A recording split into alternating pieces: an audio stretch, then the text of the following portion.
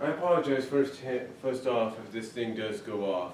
It's kind of had some problems lately, and I don't know if maybe the battery's weak. It's at 93 minutes, so 93%, so it shouldn't really be that way. I don't know really what it is, but it's been working okay so far, so it might be something. I don't know. But anyway, but if I have to redo this, I will be redoing it, but hopefully that won't be the case. But anyway, I thought I'd talk about something. You know, I haven't had a chance to say this, but it's been 25 years since the Disney Afternoon debuted this very month. That's right. If I remember correctly, it was on the Labor Day weekend of 1990. Hard to believe. Hard to believe. Labor Day weekend of that. Around that time frame, that week, the Disney Afternoon debuted in syndicated stations around the country, if not around the world. Now, the Disney Afternoon lasted to about 1997 to approximately about 1997, if not 1998 in some areas. Now, the success of the Disney Afternoon did lead Disney Channel about 4 years later to create what they considered a predecessor, or not a predecessor, but what would it call it? That kind of a spin-off, if you will, to Disney Afternoon on the Disney Channel called The Block Party. The Block Party basically consisted of several Disney Afternoon shows that had ended their run and now we're heading back to Disney Channel or just in plain old syndication. Shows that ended up on the Block Party were Rescue Rangers, DuckTales, Darkwing Duck, Goof Troop, and I think even Gummy Bears was in there once in a while. Not really sure. But the Block Party was basically the Disney Channel equivalent of the Disney Afternoon, and basically trying to recapture that magic the Disney Afternoon had when it first began. Now, the Disney Afternoon, of course, like I say, lasted to about 1997, if not 1998 in some areas. It also created another spin-off on ABC called One Saturday Morning, which had similar mild success, but not the success and phenomenal impact that Disney Afternoon did. With that said, the Disney Afternoon also had several firsts with those shows. Some of the shows, even before the Disney Afternoon came into being, some of the shows did things, even if it was for 1 or 2 episodes, that no fans would expect. 2 shows in particular were created in back-to-back years. One was Rescue Rangers, the other was Talesping. And I've mentioned this several times before. The first that I talk about with these 2 shows concerns 2 episodes in particular. 2 episodes. One, for Rescue Rangers, is Double O Chipmunk. The other, for Talesping, is Bringing Down Babyface. Now, you might ask, well, why are these so significant to you, Brian, and why are they first to you? Well, here's the thing.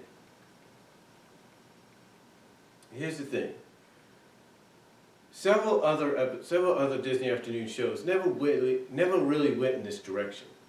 Never did.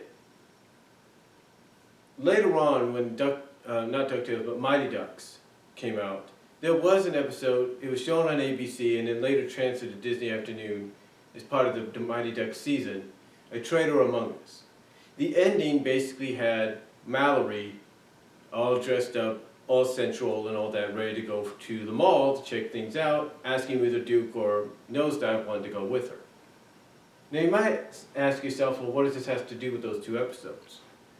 Well, those 2 episodes were significant first for those shows. You see, and that was my dog, I apologize. She's got allergies. Yeah, as you can hear. But basically, you might ask yourself, what do those have to do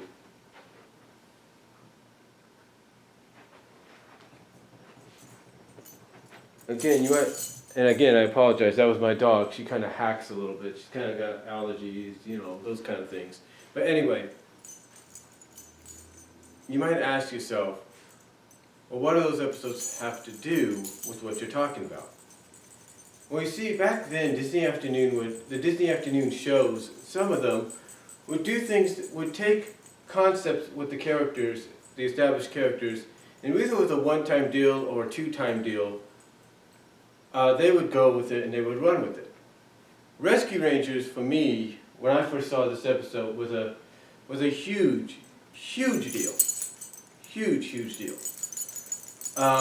We all know of the character, we all know, obviously a lot of us know about Gadget, right?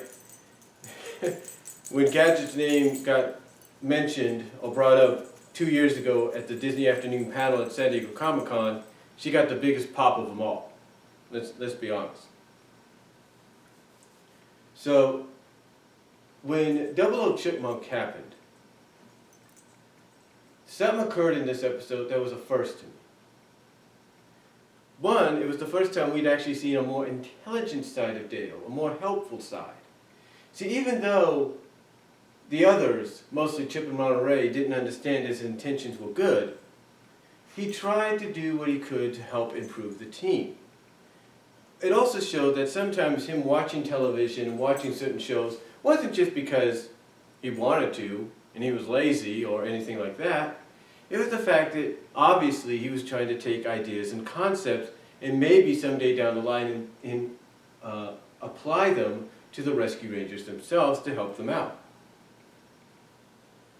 So this episode basically gave us an indication because it showed that Dale was a lot smarter than we thought, because he was able to craft himself an actual spy suit with all the gadgets and everything, if you will. Now, Gadget herself was actually impressed by this. And some might say this kind of was an indication that maybe Disney was going the pro-Dale Gadget direction. And they might have. But here's another indication. See, obviously it also played off character-wise how Gadget has felt in the past. Now, we do know of episodes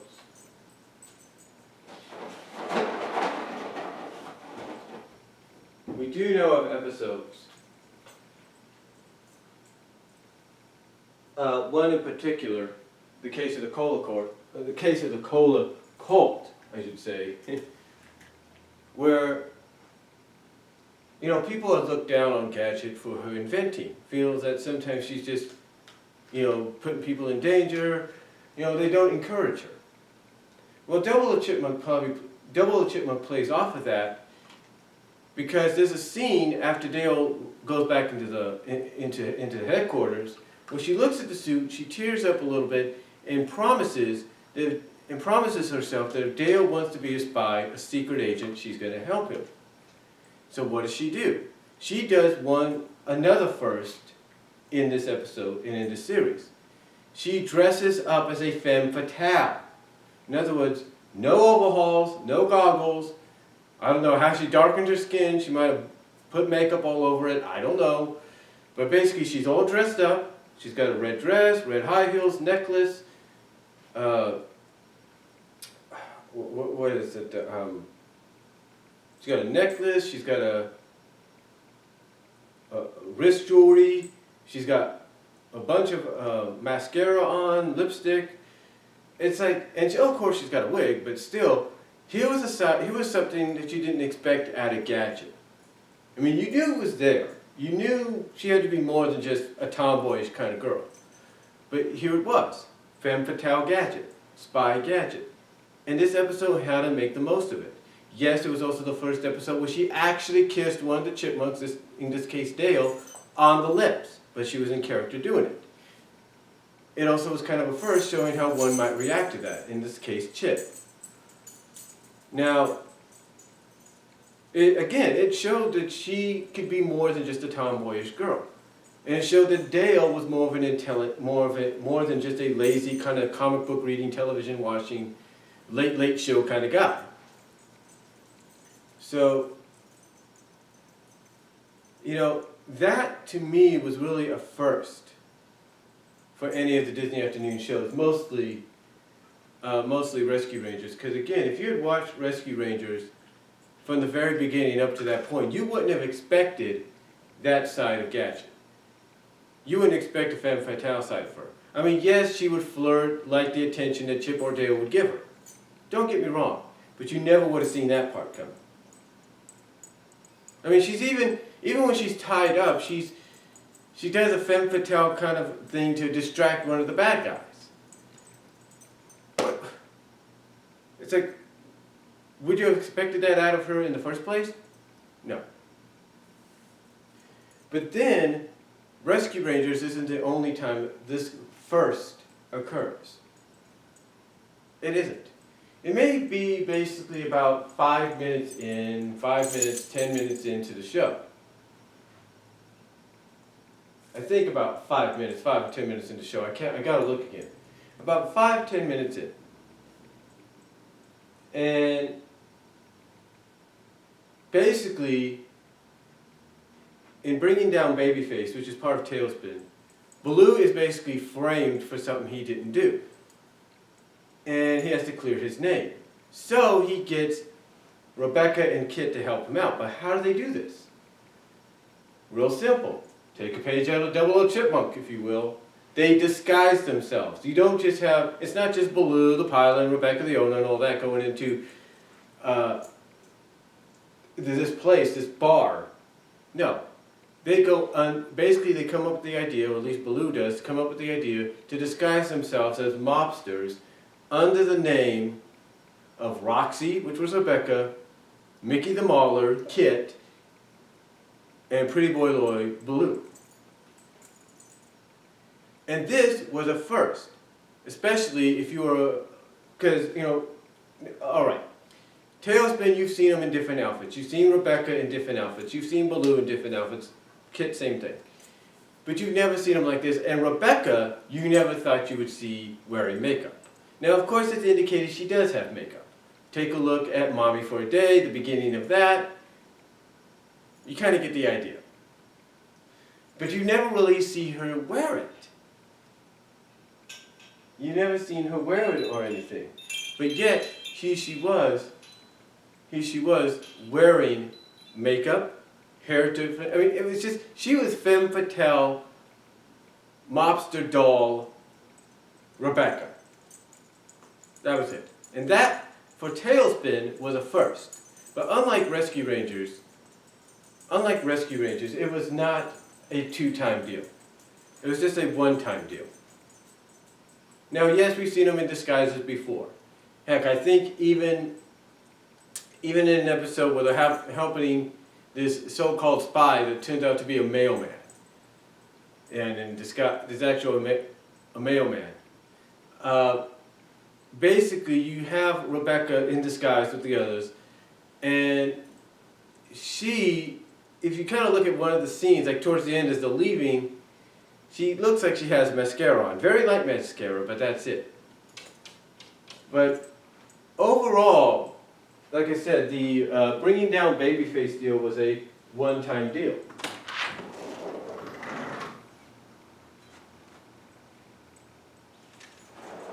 It was a one-time deal. It wasn't repeated or anything like that. It was a one-time deal. And that's kind of understandable. It really is. It's very understandable. So, overall, when I take a look at Rescue Rangers, and Rescue Rangers did it again. Like I said, it was a two-time deal with them, because they did it almost a few episodes later with Mind Your T's and Q's, but it was towards the end of it. Like in the last 5-10 minutes. Well, mostly the last 5, 7, 10 minutes, around that. So, it was in that time frame. It was in that time frame. So, you know, Rescue Rangers did it twice, Talespin did it once. And I think the reason Talespin did it once is because it was pretty much confirmed that Rebecca wasn't a tomboy. She was a businesswoman. She was a single mother. It was a business. They had already done a huge first with her with that, especially in the time period they portrayed the series in. But for Rescue Rangers, it was to show that Gadget was more than just a pretty face, a pretty-faced tomboy, or a tomboy with a pretty face, or a pretty-faced girl mechanic. It's kind of like, how do I put this? It's kind of like with April O'Neil. In April Fool's Day, in the original cartoon, up till then, we had never seen April beyond the yellow overalls and beyond her regular hairstyle. April Fool's Day comes around, bang! That all changes. It's indicated by the turtles themselves. Okay? And I think even Charlie or Charlene in Biker Mice, the original run, did it as well. And basically the reason writers, creators, they do this is to show that they're more than just overhaul, tomboyish kind of girls. That they are more, that they can be feminine when they need to be. And to me, when it came to Rescue Rangers twice and Talesping once, it showed that this was a trend that Disney, especially with the Disney afternoon shows, they wanted to continue on. They didn't do it though in Darkwing Duck, which can kind of be understandable. They didn't do it in Darkwing Duck, which I think they should have at least done a future episode with Gosling older and maybe femme fatale warrior-wise, but they didn't do it. They didn't do it in Bonker, they didn't do it in Goof Troop. Well, they actually did do it in Goof Troop, when you think about it. They actually did do it in Goof Troop. But it was already indicated the mother was already kind of feminine and all that, but she was a tough mom, but we never saw her with lipstick or in disguise and everything, so they kind of brought it in there, and that was the first for Goof Troop. So, but again, that was like towards the end of the episode. It was like towards the end of the episode, and it was pretty good, and it was Peg in Goof Troop that did it, and that was to help her son. So I liked it. So even though they didn't do it in Darkwing Duck, they carried it on to Goof Troop, and I think that was the last time we ever saw it because Bonkers didn't do it, Goggles especially didn't do it, Aladdin didn't need to do it, Mighty Ducks did it towards the end of at the end of the very episode, but that was it. Not even Quack Pack did it. So basically though, when I look at Rescue Rangers and Talesping 25 years ago, these episodes to me, even though the third time we would see it would be in Goof Troop, and the very last time we'd see it would be at the end of the episode for Mighty Ducks, Rescue Rangers and Talesping were the first ones to do this. And in 25 years of Disney Afternoon, we only saw it 2 more times. Like I said, in the final 5-10 minutes of Goof Troop, and in the last scene at the end of the Mighty Ducks episode, Traitor Among Us. So, overall, in 25 years, we're looking back at Disney Afternoon, there was a lot of other firsts that they did, but these 2 episodes definitely showed that the characters were more than just what they were portrayed, from a female, femme fatale kind of perspective. So, let me know what you guys think down below. Comment if you like. I am out. I gotta get ready for work.